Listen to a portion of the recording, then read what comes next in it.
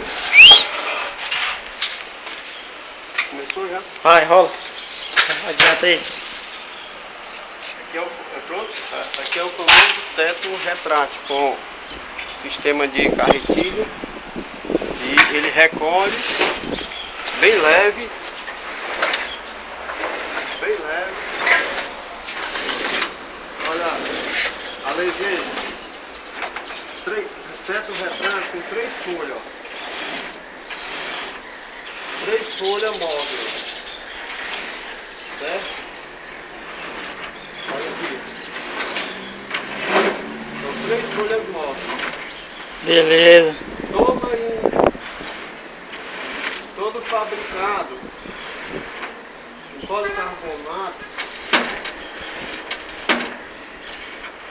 com tratamento de raio-x. Né? Joinha. A gente puxa ela de uma por uma, tanto ela vai para lá como para cá, ela se acomoda tanto numa posição como em outra posição. Como em várias posições, né? É, todas as posições você fica à vontade de centralizar ela onde você quiser. Fica toda à vontade.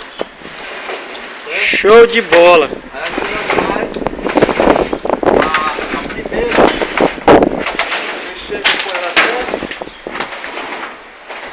o local onde ela se acomoda.